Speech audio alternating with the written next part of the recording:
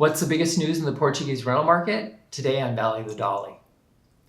You would be shocked to find out that in Lisbon, the volume of units available for rent has increased 70% year over year.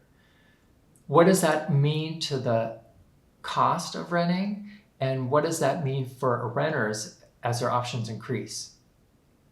If you look at the national increase in rental prices year over year for Portugal, it runs at about 10%. But if you look at a location like Lisbon, it's 5%. So the increases in Lisbon barely are, a percentage point or two over the rate of inflation.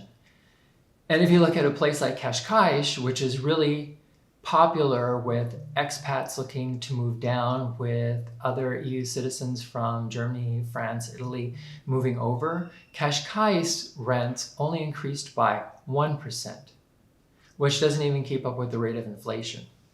And if you look at the larger Grand Lisbon area, that area actually decreased in prices by 2.4%. So that's saying as you get farther out of the center part of Lisbon, the heat and the energy in the rental market kind of dissipates and the prices dropped. And if you look at Setúbal, which is on the other side of the bridge, prices also dropped there by 1.1%. So the price drops are not just limited to Lisbon, they're part and parcel of what's happening in a number of areas across Lisbon. And with the increase in inventory, it means that you have to be much more competitive as a landlord if you're looking to rent your property. So if you're outside of the really hot neighborhoods where apartments may go really quickly, then the apartments may need to be something really special, or the prices may need to be lowered to make them competitive in the market.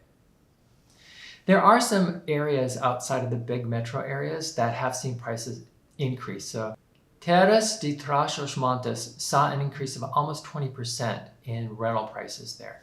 So there are locations that have seen increases in prices, and I think Madeira, for example, is another one where you saw dramatic increases in prices. And I do wonder, when you see a real sudden spike like that in just one location when so many of the rest of the locations are not seeing those kind of increases, if that is related to some particular event that's happened there in that last year that's caused a squeeze of the market. The other really interesting fact is that you're seeing a decrease in the number of lease agreements that have been signed, a drop in 10%. So we're seeing, for example, in Lisbon, a 70% increase in the inventory, and also a huge increase, for example, in Porto's inventory, which is the second largest city. And in exchange for that, we're seeing a drop in the number of lease agreements that are being signed. So what you're seeing is less interest in renting and also an increase in the inventory. But the increase in the inventory is much faster than the decrease in the number of lease agreements that are being signed, which says there are a lot more units available on the market, coming to market, than there are leases being signed. So what's causing this decrease in interest in renting? So there are a couple factors at play here. One is the fact that interest rates have decreased by half in Portugal, and Portuguese property is often purchased with an adjustable rate mortgage. So when you see a drop of 4 to 2% in the prime interest rate coming through from the European Central Bank, then it makes it much more affordable for you to purchase property in Portugal than it had been even a year and a half ago. So if you're looking to buy and you're not looking to rent, then that affects the rental market. Also, there have been a number of changes to policies that had been used to entice foreign nationals to move and become Portuguese residents and citizens. And dropping those different policies probably has affected the number of people who are coming in. I know with Americans, they always, look or imply that Americans are the vast majority of people who are coming into Portugal. But if you look at the overall stats of how many Americans are in Portugal compared to Brazilians or people from the United Kingdom or Italy or Germany, America ranks far down on that list. But what you do see in Lisbon is a huge number of American tourists. The surprise for a lot of Europeans is that Americans only get 2 weeks of vacation every year. So those vacations are pretty short when they arrive in Lisbon. They're not here for probably more than 2 weeks and probably a week at most, as they'll want to explore some other European cities on their travels as well. In the next quarter, it'll really be interesting to see if prices continue to stagnate in large metro areas like Lisbon and Porto, or if we continue to see those prices overall in the country rise. But to me, it seems, I don't know, kind of evident that if you have all of this additional inventory available on the market, according to Idealista, and you see a reduction in the number of lease agreements that are being signed according to the Portuguese National Institute of Statistics, then that puts together a collision where you have too many units available at the current price point, and landlords will be forced to look at reducing those prices.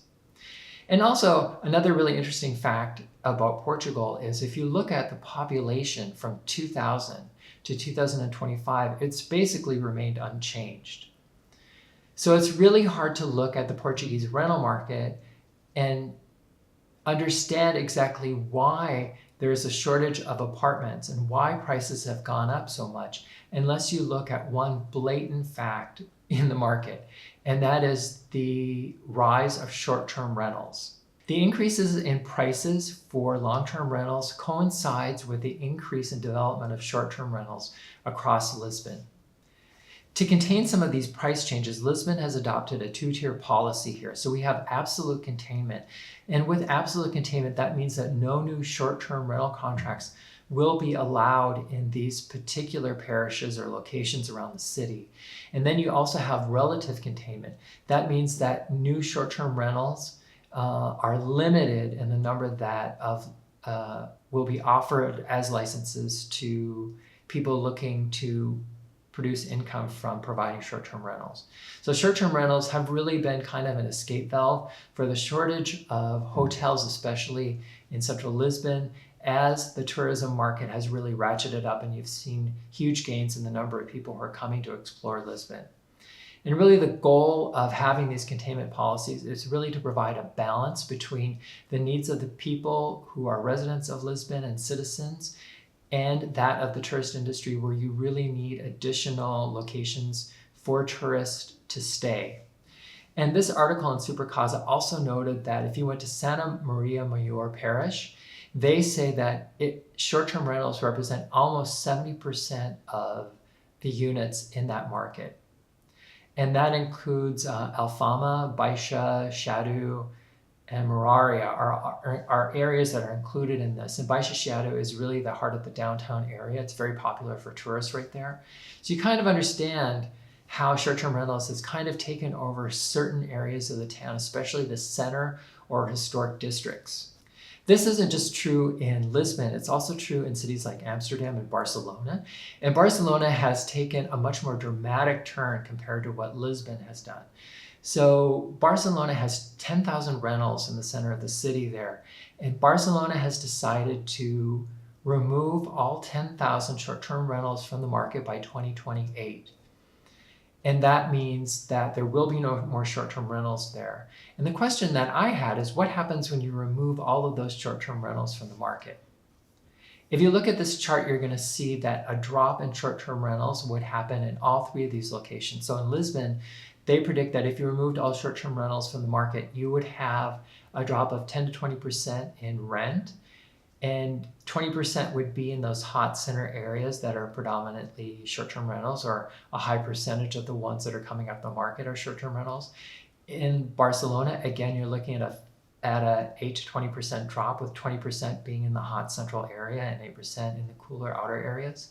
And Amsterdam is not quite as much because you have a 5 to 15% drop. But again, in all three of these locations, you've seen a rise in the cost of renting, with the rise of short-term rentals taking over a lot of the available inventory from long-term rentals in the market. If you add 10,000 rental units to the market, it doesn't seem like much, but it is really a release valve of pressure on that market, and it provides enough that they anticipate seeing a drop in rent. So we'll have to see by 2028 how that plays out and how that compares to what the Lisbon market is, where you're already seeing huge increases in the amount of inventory available on the market. and whether kind of just a natural balance happens in a city like Lisbon, or whether a government mandated requirement to remove short-term rentals is more effective or less effective in really cooling down the cost of renting in the long-term rental market. There was other news inside of Spain that I found fascinating as well. There are 321,000 licensed holiday rentals in Spain, but the Spanish government is looking at closing down 65,000 of those. And so far, they've gone after 5,800 of those units and required or requested that they close down. Airbnb is going to court over this, and we'll see how this all plays out. But that 5,800 units that they've requested closed down now is part of that larger 65,000 unit total.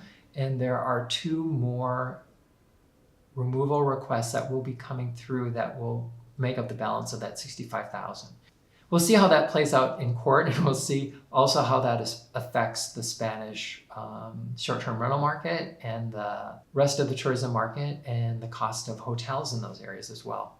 Lisbon right now isn't currently looking at doing anything as dramatic as what you see in Barcelona, but we'll see over the next years how effective the increase in the amount of inventory in Lisbon is at just kind of naturally moderating the pricing of rentals versus the government mandated policies in Barcelona, and how well that does at moderating the cost of a long-term rental.